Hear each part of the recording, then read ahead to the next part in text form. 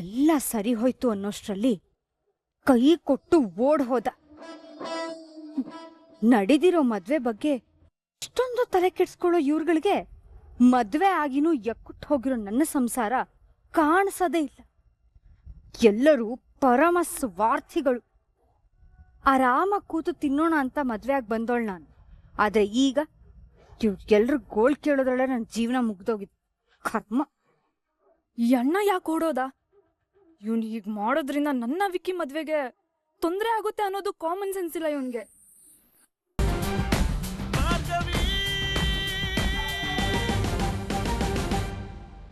ಹೀಗ್ ಬೇರೆಯವ್ರನ್ನ ಮದ್ವೆ ಆಗೋದಾದ್ರೆ ಯಾಕೆ ಸುಮ್ನೆ ನನ್ನ ಹತ್ರ ಪ್ರೀತಿ ಪ್ರೇಮ ಅಂತ ನನ್ನ ಮನ್ಸಲ್ಲಿ ಅವ್ರ ಬಗ್ಗೆ ಯೋಚನೆ ಹುಟ್ಟಾಕಿದ್ರು? ಯಾಕೆ ನಾನು ಎಂಗೇಜ್ಮೆಂಟ್ ಮಾಡ್ಕೊಳಲ್ಲ, ಮದ್ವೆ ಮಾಡ್ಕೊಳಲ್ಲ ಅಂತ ನನಗೆ ನಂಬಿಕೆ ಹುಟ್ಸಿದ್ರು? ಅದು ಇದು ಅಂತೆಲ್ಲ ನನಗೆ ಅಂತ ಹುಟ್ಟಿರೋ ಜೀವ ನೀವೇ ಅಂತ ಫಿಕ್ಸ್ ಆಗ್ಬಿಟ್ನಲ್ರಿ ನಾನು. ಇನ್ನೇನ್ ಅಪ್ಪನ ಹತ್ರ ನಿಮ್ ಬಗ್ಗೆ ಮಾತಾಡ್ಬೇಕು ಅನ್ನೋಷ್ಟ್ರಲ್ಲಿ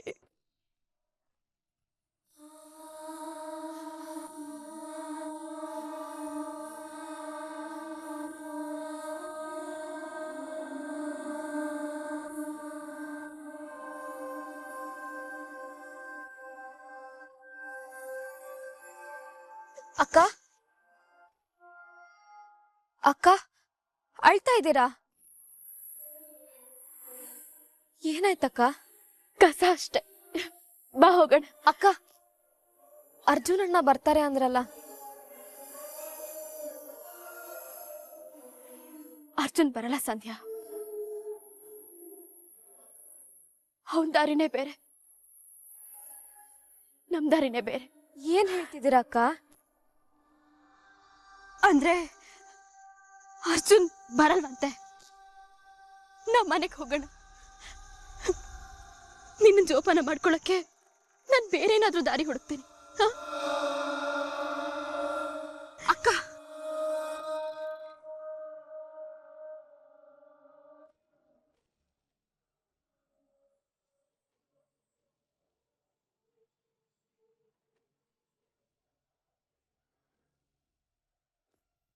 ಇಷ್ಟು ದಿನ ಎಲ್ಲದಕ್ಕಿಂತ ನಿಮ್ ಗೌರವ ಕಾಪಾಡೋದೇ ದೊಡ್ಡದು. ಅದು ನನ್ನ ಕರ್ತವ್ಯ ಅಂದ್ಕೊಂಡು ಬದುಕಿದ್ದೀನಿ ಡ್ಯಾಡ್. ನಿಮ್ ಗೌರವ ಉಳಿಸ್ಬೇಕು ಅಂತಾನೆ ಇಷ್ಟೊತ್ತು ಮದುವೆಗೆ ಒಪ್ಕೊಂಡು ಸುಮ್ಮನಿದ್ದೆ.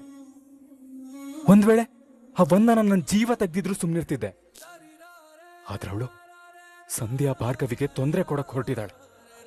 ನನ್ಗೇನಾದ್ರೂ ತೊಂದರೆ ಆದ್ರೆ ನಾನು ತಡ್ಕೋತೀನಿ. ಆದ್ರೆ ಕಣ್ಮುಂದೆನೆ ನನಗೆ ಹೀಗ್ ಬೇಕಾದವ್ರಿಗೆ ತೊಂದರೆ ಆಗ್ತಿದ್ರೆ, ಅದ್ರಲ್ಲೂ ಹೀಗ್ ಬೇಕಾದವ್ರ ಪ್ರಾಣದ ಜೊತೆ ಆಟಾಡ್ತಿದ್ರೆ ಖಂಡಿತ ಸಹಿಸಲ್ಲ. ಒಂದ್ ವೇಳೆ ನಾನೀಗ ಹೋಗ್ತಿದ್ರೆ ಅವರಿಬ್ಬರನ್ನು ಸಾಯಿಸ್ಬಿಡ್ತಾರೆ. ಇಲ್ಲ, ಹಾಗಾಗ್ಬಾರ್ದು. ನಾನು ಅವ್ರನ್ನ ಕಾಪಾಡ್ಲೇಬೇಕು. ಇದರಿಂದ ನನಗೆ ನಿಮ್ಮೇಲಿರೋ ಗೌರವ ಕಮ್ಮಿ ಆಯ್ತು ಅಂತ ಅನ್ಕೋಬೇಡಿ. ನಮ್ಮ ನಡುವಿನ ಮಿಸ್ಅಂಡರ್ಸ್ಟ್ಯಾಂಡಿಂಗಿಂದ ಅವ್ರ ಜೀವ ಹೋಗ್ಬಾರ್ದು. ಭಾರ್ಗವಿ ಸಂಧ್ಯಾ ಜೀವ ಕಾಪಾಡೋ ಜವಾಬ್ದಾರಿ ನನ್ನ ಮೇಲಿದೆ. ನನ್ನ ಕ್ಷಮಿಸ್ಬಿಡಿ. ಬೇರೆ ಯಾವುದೇ ದಾರಿ ಇಲ್ಲ. ನಾನು ಹೋಗ್ಲೇಬೇಕು.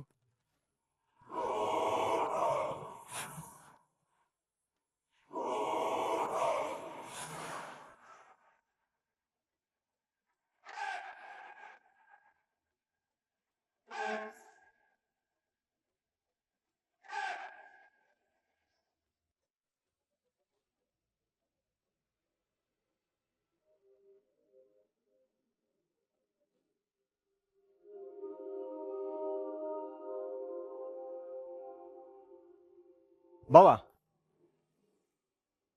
ಅದೇನೋ ಹೋಗ್ಬೇಕು ಅಂತಿದ್ದೀರಿ, ಬೇಗ ಹೋಗಿ ಬನ್ನಿ. ನೋಡಿ, ಮುಹೂರ್ತಕ್ಕೆ ಟೈಮ್ ಆಯ್ತು.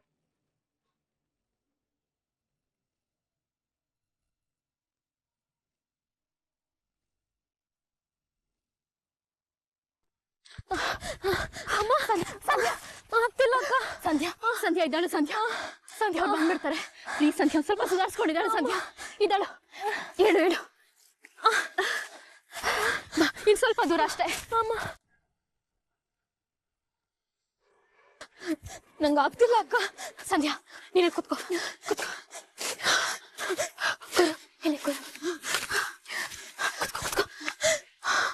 ಆಗ್ತಿಲ್ಲ ಅಕ್ಕ, ತುಂಬ ಸುಸ್ತಾಗ್ತಿದೆ.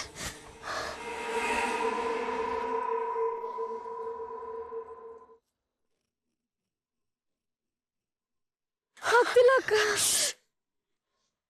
ಅವನಿಲ್ಲೇ ಇದ್ದಾನೆ, ಜೋರಾಗಿ ಮಾತಾಡ್ಬೇಡ.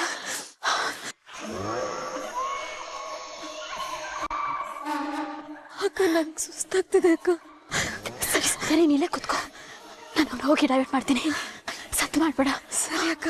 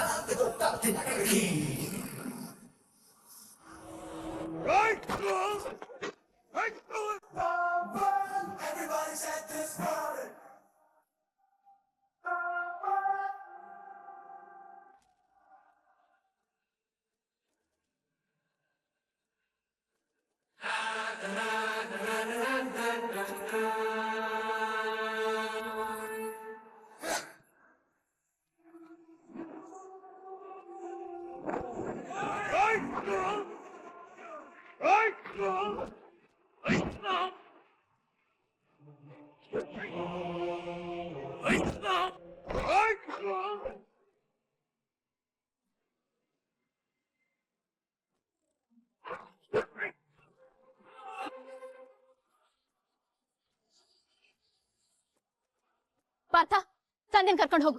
ಮೇಡಮ್ ನೀವು ಕರ್ಕೊಂಡೋಗಿ. ಪ್ಲೀಸ್ ಪಾರ್ಥ, ಕರ್ಕೊಂಡು ಹೋಗು. ಬಾ ಸಂಧ್ಯಾ.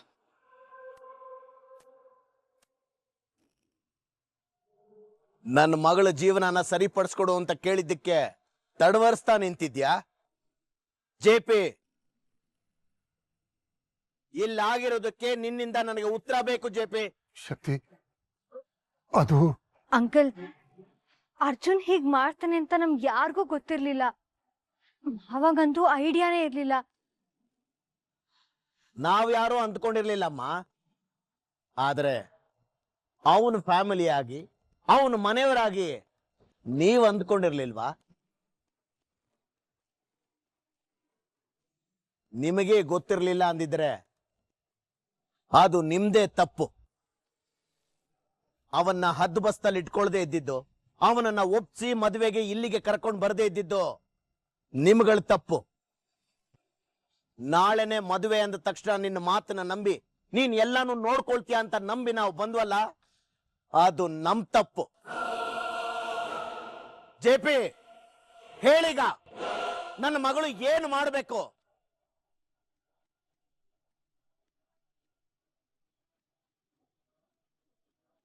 ಎಲ್ಲ ಸರಿ ಹೋಯ್ತು ಅನ್ನೋಷ್ಟ್ರಲ್ಲಿ ಕೈ ಕೊಟ್ಟು ಓಡ್ ಹೋದ.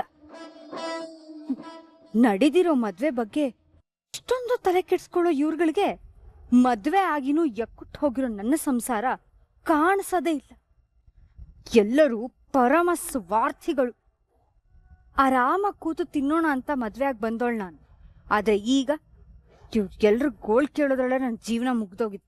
ಕರ್ಮ. ಈ ಅಣ್ಣ ಯಾಕೆ ಓಡೋದ? ಇವನ್ ಹೀಗ್ ಮಾಡೋದ್ರಿಂದ ನನ್ನ ವಿಕ್ಕಿ ಮದ್ವೆಗೆ ತೊಂದ್ರೆ ಆಗುತ್ತೆ ಅನ್ನೋದು ಕಾಮನ್ ಸೆನ್ಸ್ ಇಲ್ಲ ಇವನ್ಗೆ. ನಿನ್ನೆ ನನ್ನ ಮಗಳು ನಿಮ್ ಮನೆಗ್ ಬಂದು ಗಲಾಟೆ ಮಾಡಿದ್ಲು ಅಂತ ನನ್ನ ಹತ್ರ ಸಬೂಬ್ ಹೇಳದ್ಯಲ್ಲ, ಇವತ್ತು ನಿನ್ನ ಮಗ ಮದುವೆನೆ ಬಿಟ್ಟು ಹೋಗಿದ್ದಾನೆ. ನಾನು ಯಾರ ಹತ್ರ ಕಂಪ್ಲೇಂಟ್ ಮಾಡ್ಲಿ? ಓ, ಯಾವ್ದಾದ್ರೂ ಹಳೆ ವಿಷಯನ ಇಟ್ಕೊಂಡು ನನ್ನ ಮೇಲೆ ರಿವೆಂಜ್ ತಗೋತಾ ಇದೆ ಚೆಪ್ಪಿ? ಏನ್ ಹೇಳ್ತಿದ್ಯಾ ಶಕ್ತಿ? ನಿನ್ನ ಗೆಳೆತನ ಇವತ್ತು ನೆನ್ನೆದಲ್ಲ, ವರ್ಷಾನ್ಗಟ್ಲೆದು. ನಮ್ಮಿಬ್ಬರು ಗೆಳೆತನದ ಮಧ್ಯೆ ಇಂಥ ಯೋಚನೆ ಮನಸ್ತಾಪ ಬರೋದು ಸರಿಯಲ್ಲ ಶಕ್ತಿ. ಸುಮ್ನೆ ಬಂದಿಲ್ಲ ಜೆಪಿ, ನಡೀತಿರೋ ಮದುವೆಯಿಂದ ನಿನ್ನ ಮಗ ಓಡ್ ಹೋಗಿದ್ದಕ್ಕೆ ಬಂದಿರೋ ಯೋಚನೆ ಇದು. ಇಷ್ಟು ವರ್ಷದ ನಮ್ಮ ಸ್ನೇಹದಲ್ಲಿ ನಿನ್ನಿಂದ ಇಂಥ ಮೋಸ ಆಗುತ್ತೆ ಅಂತ ನಾನು ಯಾವತ್ತೂ ಅಂದ್ಕೊಂಡಿರಲಿಲ್ಲ.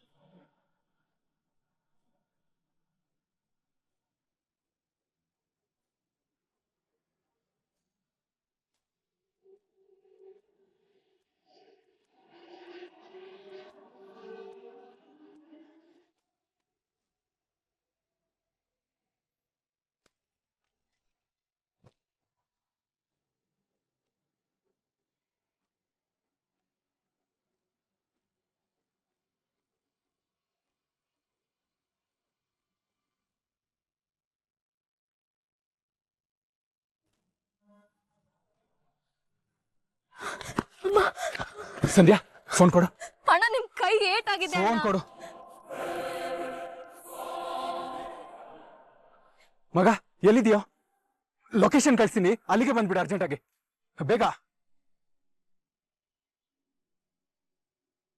ಅಣ್ಣ ನಿಮ್ ಕೈಯಲ್ಲಿ ರಕ್ತ ಬರ್ತಾ ಇದೆ ಅಣ್ಣ.